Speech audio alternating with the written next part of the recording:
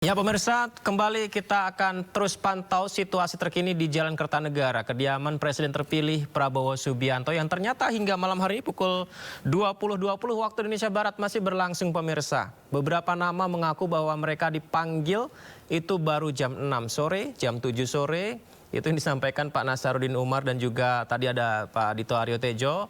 Begitu diberikan undangan langsung tiba ke Kertanegara untuk berbincang berdiskusi dengan Presiden terpilih Prabowo Subianto. Di sana beberapa yang ditanyakan Presiden terpilih adalah sesuai dengan keahlian dan juga profesi sebelumnya yang akhirnya disampaikan kepada wartawan. Tapi ada beberapa yang juga belum menyampaikan secara rinci apa yang didiskusikan bersama dengan Presiden terpilih pemirsa. Ini adalah situasi terkini di Jalan Kertanegara. Tentu saja awak media tidak akan lepas dari pengamatan terus-menerus di sana ya. Karena hingga saat ini masih saja ada beberapa nama-nama yang dipanggil Pak Prabowo Subianto untuk datang ke kediamannya untuk berdiskusi dan berbincang, di mana hari ini sepertinya menjadi sinyal kuat menteri yang akan diusung dalam penyusunan kabinet Prabowo Subianto bersama Gibran Rakabuming Raka pemirsa. Terakhir yang memberikan statement adalah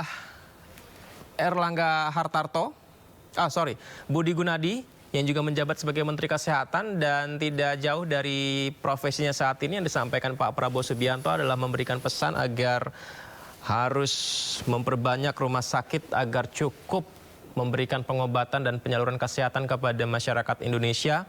Kemudian pendidikan dokter spesialis diperbanyak. Ingin agar pemeriksaan kesehatan ditingkatkan, rakyat harus sehat, dan penyakit seperti malaria harus dituntaskan.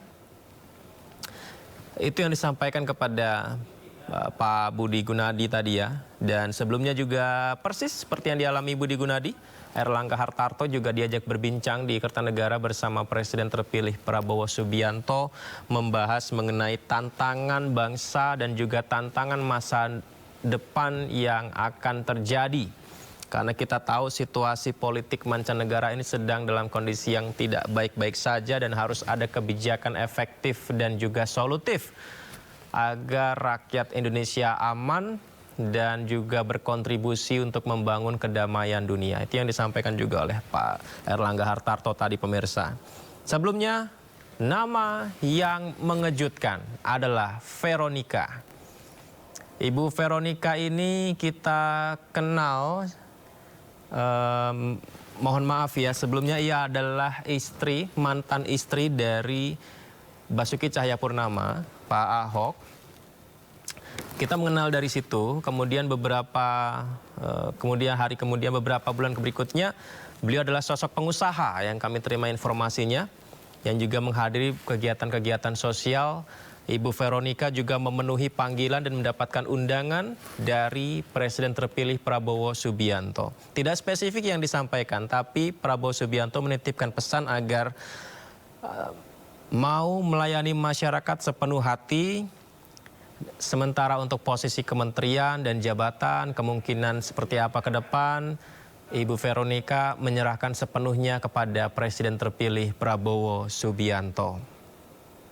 Nama lain yang juga kita tadi simak adalah Imam Besar Masjid Istiqlal, Nasaruddin Umar. Sama seperti beberapa nama tadi yang saya sampaikan kepada Anda pemirsa, Pak Nasaruddin Umar juga sangat kaget. Beliau bilang surprise ya dapat undangan dari Prabowo Subianto karena hari ini beliau puasa sunnah Senin Kemis, saat tengah berbuka puasa ba'da maghrib tadi tiba-tiba mendapat undangan dari ajudan dari Presiden terpilih Prabowo Subianto untuk hadir di Kertanegara. Dan ternyata ketika datang Pak Nasaruddin Umar diajak berdiskusi mengenai kerukunan umat beragama, kemudian membangun keagamaan di Indonesia agar semakin baik ke depan, agar semakin rukun bangsa ini antar umat beragama. Ya, itu yang disampaikan pemirsa. Dan Ketua DPP Partai Gerindra Sufmi Dasko Ahmad memastikan pemanggilan para calon Menteri Kabinet Presiden terpilih Prabowo Subianto diselesaikan pada Senin malam pemirsa. Jadi para menteri yang terpilih ini diminta menandatangani fakta integritas untuk membantu Kabinet Prabowo. Hari ini Menteri sampai selesai. 46 sekitar jam berapa? Ya nanti dihitung aja sendiri jumlahnya. Dari PDIP ada berapa nama, Pak? Nanti dilihat. Iya, ada yang pasti, ada yang masih dipertimbangkan. Iya, itu keinginan dari Presiden terpilih untuk yang membantu di kabinet. Itu ada beberapa poin yang dicantumkan di fakta integritas untuk ditandatangani untuk calon menteri yang sudah dipastikan akan mendampingi. Demikian. Ya, saya tadi dipanggil oleh Pak Prabowo. Beliau memberikan arahan bagaimana rencana ke depan, karena tentu situasi dunia sedang tentu kompleks ya, kita bisa lihat. Dan tentu amanah ini ya tadi saya sampaikan akan saya jaga sebaik-baiknya. Dan Bu Ani, majuan Bu. Ibu cantik banget hari ini, Bu.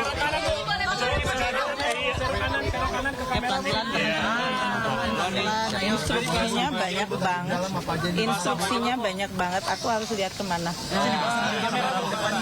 Tadi dapat penugasan atau ngobrol apa aja Bu sama Pak Prabowo? Saya dengan Pak Prabowo sudah beberapa kali ya, tentu saja briefing untuk keuangan negara APBN, karena selama beliau transisi dan pada saat kita menyiapkan APBN 2025 kan perlu untuk mendengar apa-apa saja yang memang menjadi prioritas dan arahan dari Presiden terpilih, Wapres terpilih. Jadi kami selalu konsultasi, kemudian kita juga berdiskusi mengenai berbagai langkah untuk memperkuat Kementerian Keuangan dan Keuangan Negara untuk bisa mendukung program-program beliau.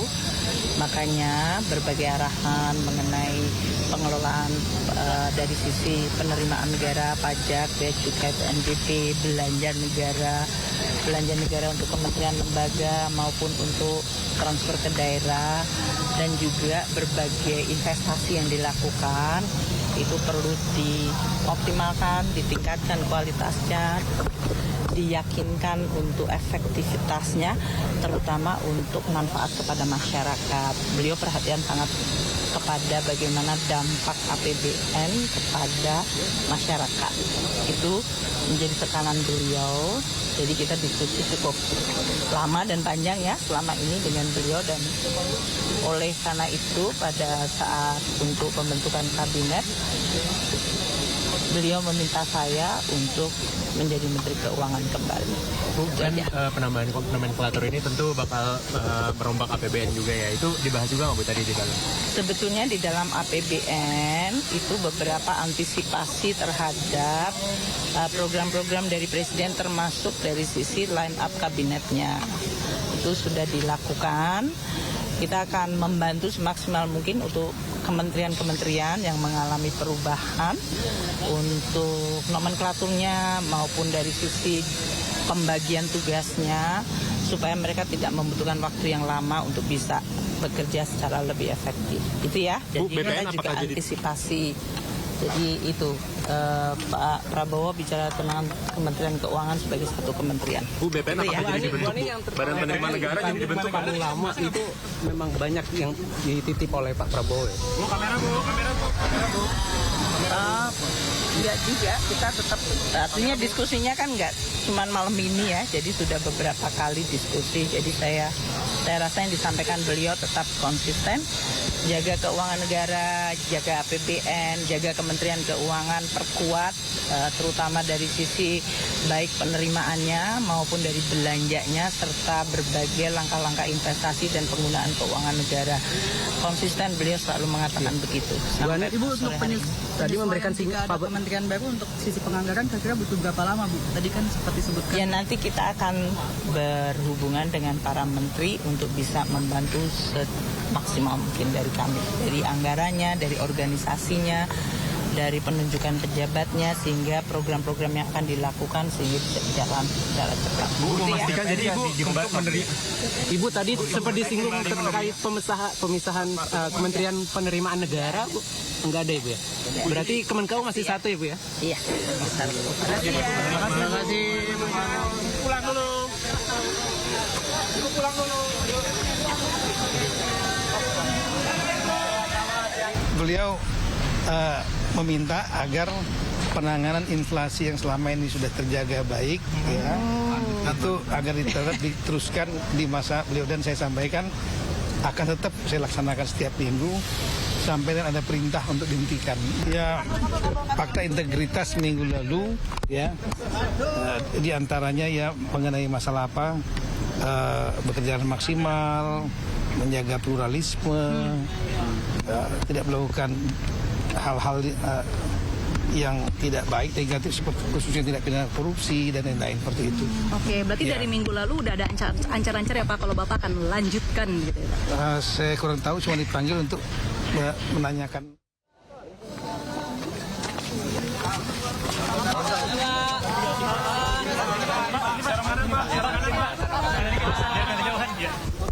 Di dalam sempat mendapatkan penugasan apa atau bincang-bincang apa cuma saja Pak? Sebentar aja ya, kan saya sudah sering ketemu dengan beliau ya.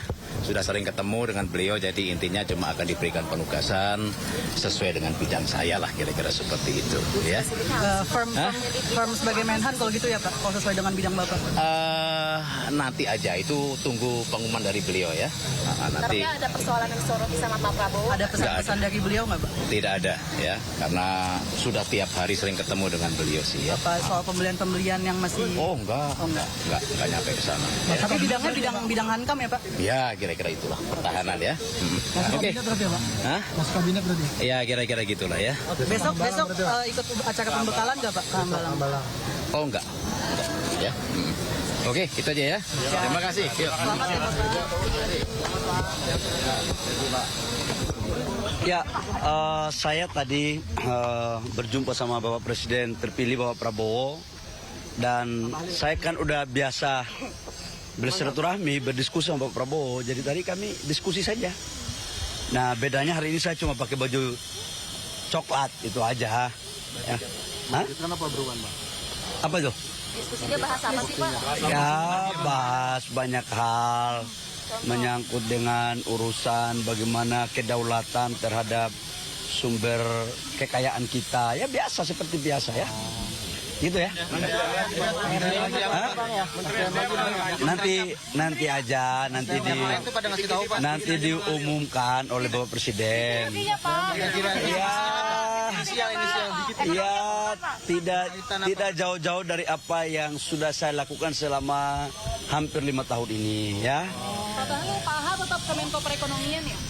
Erlangga Hartarto. Saya kebetulan yang punya hak prerogatif adalah Bapak Presiden Prabowo. Masa kader-kadernya nggak lapor ke Bapak? Saya sekalipun Ketua Golkar sudah menyerahkan sepenuhnya kepada Pak Prabowo yang punya hak prerogatif. Apapun yang diputuskan, Partai Golkar akan menghormati dan menjalankan. Pak, Golkarnya paling banyak ya Pak, ada 7 orang ya Pak? Saya malah belum tahu itu. Kamu kok lebih duluan tahu ya? Udah kali. Ya. Berapa Pak? Uji kepatuhan sama Berapapun yang diminta untuk menjadi anggota kabinet, kami serahkan semuanya kepada Pak Presiden terpilih. Siapa aja Pak nama yang setor? Dan memang mungkin dalam penilaian Pak Prabowo, kader-kader Partai Golkar saya pikir layak dan sangat layak dan pantas untuk kemudian diikutkan bersama-sama dalam pengabdian kepada rakyat bangsa dan negara. Tujuh berarti Pak? Semuanya kita serahkan kepada Bapak Presiden Prabowo. Hari ini saya diundang Pak Presiden terpilih Pak Prabowo untuk menyampaikan bahwa seperti yang beliau telah sampaikan berkali-kali di acara-acara PKB, di berbagai pertemuan, menyampaikan bahwa beliau akan mengajak semuanya untuk bersama-sama mensukseskan pemerintahan 5 tahun yang akan datang. Tentu sejak Pak Prabowo habis ditetapkan oleh KPU langsung datang ke kantor PKB, selalu hadir di dalam acara-acara PKB. Tentu ajakan itu buat PKB sebuah penghormatan yang sangat penting untuk bersama-sama seperti niat PKB, kemaslahatan, kebaikan dan kesuksesan pembangunan pemerintah yang akan datang. Dengan hari ini diundang berarti PKB akan memperkuat tim Pak Prabowo di dalam pemerintahan yang akan datang. Jadi kira-kira menteri posisinya apa nih? Nah, soal posisi atau siapa saja kader PKB, saya sampaikan kepada beliau Bapak Prabowo bahwa PKB dan seluruh kader-kader inti dan kader-kader utamanya siap ditugaskan atau tidak ditugaskan di dalam pemerintahan Pak Prabowo. Karena itu intinya kami siap, kader-kader PKB siap dimanapun diperintah untuk mensukseskan pemerintahan. Tapi Caimin sendiri? Caimin di mana posisinya? Iya, nanti akan siapapun nanti akan Pak Prabowo langsung yang akan menyampaikan pada saatnya. Hari ini belum sampai